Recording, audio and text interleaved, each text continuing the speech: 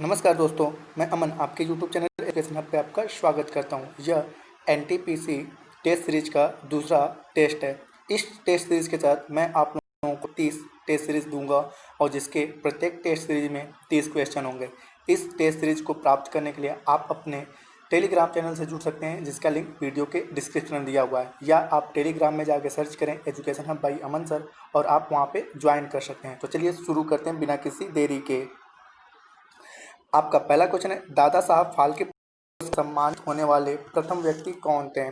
दादा साहब फाल्के पुरस्कार से सम्मानित होने वाले प्रथम व्यक्ति कौन थे? आपके ऑप्शन है पृथ्वीराज कपूर, दूसरा लता मंगेशकर, तीसरा सत्यजीत राय और चौथा देविका रानी।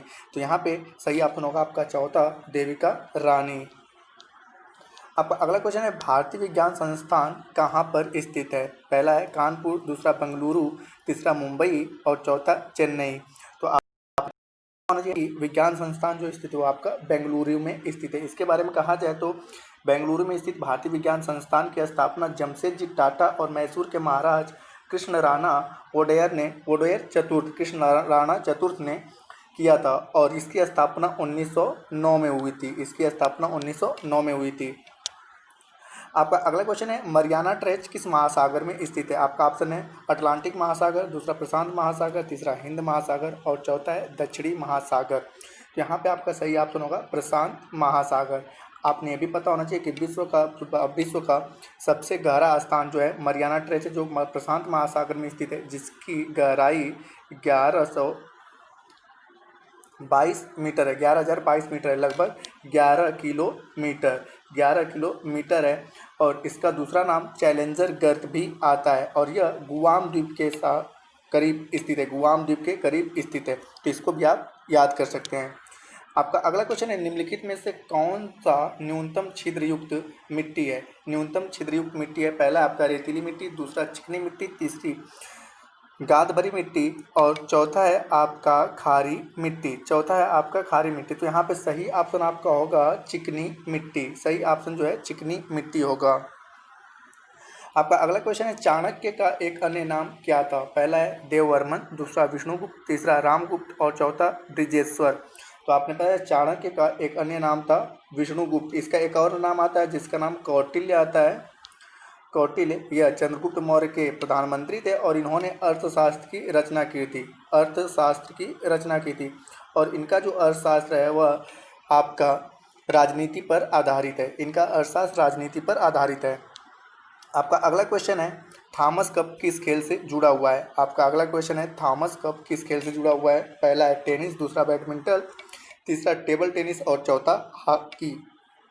तो यहाँ पे सही ऑप्शन आपका होगा दूसरा बैडमिंटन। थॉमस कप बैडमिंटन से जुड़ा हुआ है। आपका अगला क्वेश्चन, निम्नलिखित में से मुक्केबाजी के लिए द्रोणाचार्य पुरस्कार किसने प्राप्त किया है? पहला है गुरुचरण सिंह, दूसरा बलवान सिंह, तीसरा राजिंदर सिंह और चौथा संजीव कुमार सिंह। तो यहाँ पे सही ऑप्शन आपका होगा गुरुचरण सिंह। आपका अगला क्वेश्चन है, लाइट पेन क्या है? पहला ऑप्शन माइक्रो टिप पेन, दूसरा इनपुट डिवाइस, चौथा अंधेरे में लिखने के लिए पेन और चौथा है भार रहित पेन। तो यहाँ पे लाइट पेन एक प्रकार की इनपुट डिवाइस है जो प्रेजेंट टाइम में डिजिटल बोर्डों में काफ़ी यूज किया जा रहा है। तो यहाँ पे सही ऑप्शन आपका दूसरा होगा। चौथा आपका है कि ऑस्ट्रेलिया का सबसे अधिक घनी आबादी वाला शहर कौन सा है? पहला कैनबरा, दूसरा सिडनी, तीसरा मेलबर्न और चौथा पर्थ। तो यहाँ पे सही ऑप्शन आपका होगा सिडनी। आपका अगला क्वेश्चन है, पारिस्थितिकी तंत्र की संकल्पना किसने परिभाषित किया था? संकल्पना को किसने परिभाषित किया था? पहला है आर्थर ट्रांसले, दूसरा एवलिन हैंचिसन, तीसरा है रेमंड लिंडेमैन और चौथा है चार्ल्स एल्टन। तो यहाँ पे सही ऑप्शन होगा ए, आर्थर टॉन्सले ने पारिस्थितिकी तंत्र को सबसे पहले परिभाषित किया था। आपका अगला क्वेश्चन है, पौधों का कौन सा हिस्सा पानी और खनिज के परिवहन को सक्षम करता है? पहला ऑप्शन है तना, दूसरा जड़ें, तीसरा है आपका जाइलम और चौथा है डंठल। तो यहाँ पे सही ऑप्शन आपका होगा तीसरा जाइलम। जाइलम क्या करता है? आपके कि पौधों के खनिज और पानी को परिवहन करता है और उसके बाद पौधे अपना भोजन बनाते हैं और फ्लोएम उस बने हुए भोजन को पौधों के विभिन्न अंगों तक पहुंचाता है। तो यहाँ पे पानी और खनिज के बारे में पढ़ रहा है तो जाइलम होगा। यदि भोजन की बात करें तो वहाँ पे होता है फ्लोएम। आपका अगला क्वेश्चन है, प्रसिद्ध यात्री जहाज टाइटैनिक किस देश का था? प्रसिद्ध यात्री जहाज टाइटैनिक किस देश का था? पहला ऑप्शन है यूएसए, दूसरा चीन, तीसरा ग्रेट ब्रिटेन और चौथा फ्रांस। तो यहाँ पे सही ऑप्शन आपका होगा 3, ग्रेट ब्रिटेन का। टाइटैनिक कहाँ का था? आपके ग्रेट ब्रिटेन का था। आपका अगला क्वेश्चन है, उद्भव का सिद्धांत थ्योरी ऑफ एवोल्यूशन का प्रतिपादन किया गया था? पहला ऑप्शन है चार्ल्स डार्विन, दूसरा ऑप्शन है आपका चार्ल्स डिकेंस, तीसरा ऑप्शन है अल्बर्ट आइंस्टीन और चौथा आइजैक न्यूटन। तो यहाँ पे आपने पता होगा उद्भव का सिद्धांत जो दिया था चार्ल्स डार्विन ने दिया था। उद्भव का सिद्धांत चार्ल्स डार्विन ने दिया था और इस सिद्धांत का प्रतिपादन उन्होंने अपनी प्रसिद्ध पुस्तक द ओरिजिन ऑफ स्पेसीज में दिया था। तो यहाँ पे सही ऑप्शन आपका होगा ए। आपका अगला क्वेश्चन, निम्नलिखित में से कौन सा खेल ओलंपिक खेल से हटा दिया गया है? तो यहाँ पे आपका पहला ऑप्शन है वॉलीबॉल, दूसरा कैनोइंग, तीसरा बेसबॉल और चौथा है आपका बास्केटबॉल।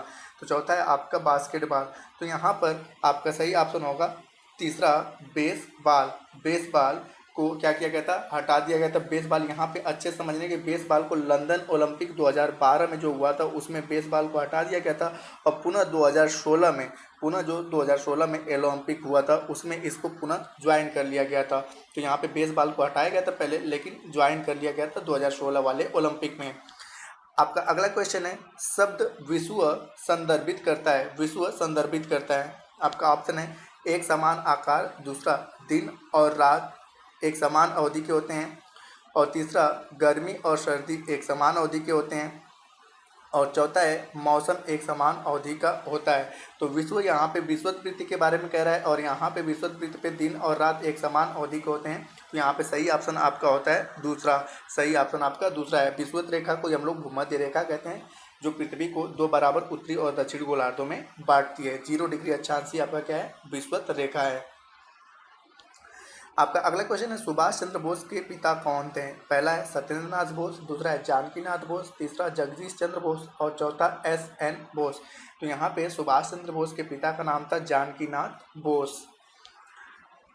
आपका अगला क्वेश्चन है, इनमें से कौन एक भारतीय गणितज्ञ थे? पहला भरत, दूसरा बाना, तीसरा भास्कर और चौथा भवभूति। चौथा आपका भवभूति थी। यहाँ पे आपने पता है भास्कर एक प्रसिद्ध गणितज्ञ थे और यह किस काल में थे? तो गुप्त काल में थे। भास्कर किस काल में थे? तो गुप्त काल के प्रसिद्ध गणितज्ञ थे। आपका अगला क्वेश्चन है, किस अभयारण्य को पूर्व में भरतपुर पक्षी अभयारण्य के नाम से जाना जाता था? आपका ऑप्शन है समसपुर पक्षी अभयारण्य, दूसरा मयानी पक्षी अभयारण्य, तीसरा सलीम अली पक्षी अभयारण्य और चौथा आपका है केवला देव राष्ट्रीय उद्यान।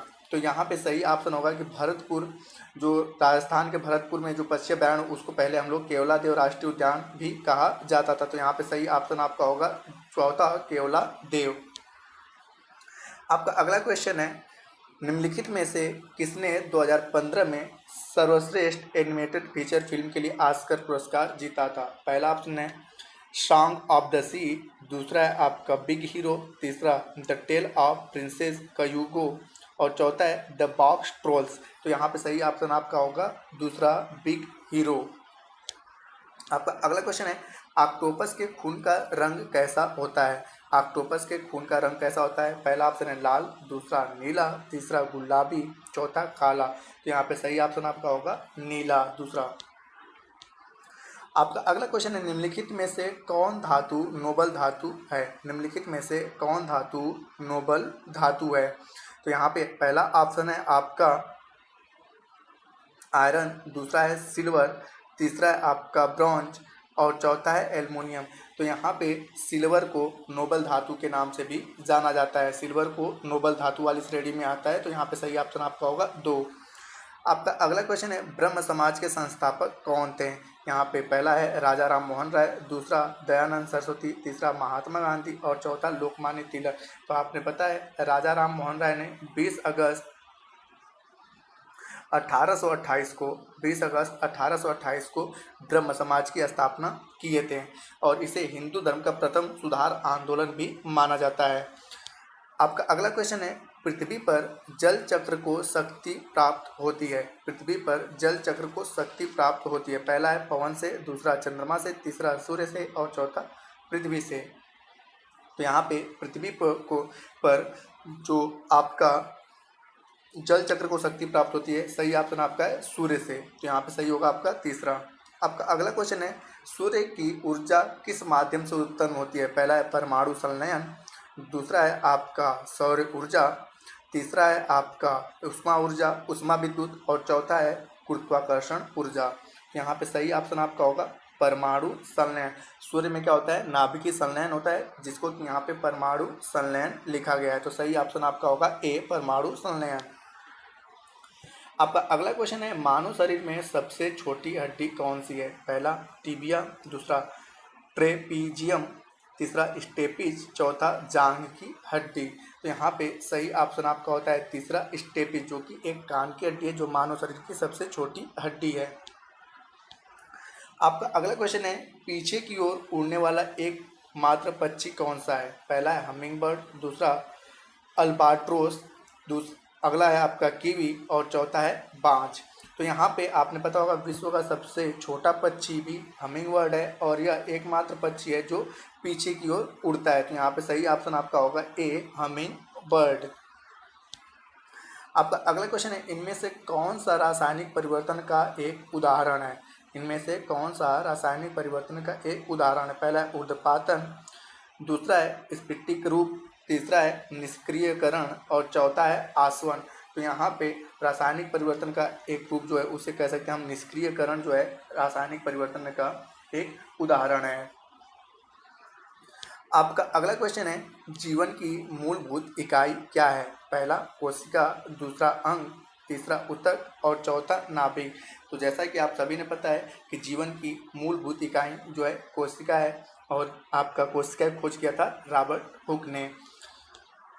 आपका अगला क्वेश्चन है, निम्नलिखित नदियों में से कौन सी नदी पश्चिमी घाट से निकलती है। पहला घग्गर, दूसरा कृष्णा, तीसरा दामोदर और चौथा सोन नदी। तो यहाँ पे आपने पता है कृष्णा नदी का उद्गम जो होता है वह पश्चिमी घाट के आपको होता है लगभग महाबलेश्वर के निकट से, पश्चिमी घाट के महाबलेश्वर पहाड़ी के निकट से होता है। तो इस प्रकार से सही ऑप्शन आपका होता है दूसरा कृष्णा। आज का अंतिम क्वेश्चन है, कंप्यूटर के संदर्भ में लैन का क्या तात्पर्य है। कंप्यूटर के संदर्भ में लैन का क्या तात्पर्य है। पहला लार्जेस्ट एरिया नेटवर्क, दूसरा लोकल एरिया नेटवर्क, तीसरा है लीगल एरिया नेटवर्क और चौथा है लॉन्गेस्ट एरिया नेटवर्क। तो यहाँ पे लैन का कंप्यूटर के संदर्भ में जो सेंस आता है उसे हम कहते हैं local area network, local area network. तो इस प्रकार से सही ऑप्शन आपका होता है दूसरा। तो आज के लिए इतना ही। आपको जल्द ही अगला क्वेश्चन सीरीज मिलेगा लगभग 48 घंटों के अंदर और जल्द ही मैं आपके यूपीएसआई और बिहार एसआई के लिए मूल विधि और भारतीय दंड संहिता का भी क्वेश्चन सीरीज शुरू करने वाला हूं। तो आप इस वीडियो को अवश्य देखें और पुनः इस क्वेश्चन सीरीज को प्राप्त करने के लिए आप अपने Telegram channel education hub by Aman sir से अवश्य जुड़ें। तब तक के लिए धन्यवाद।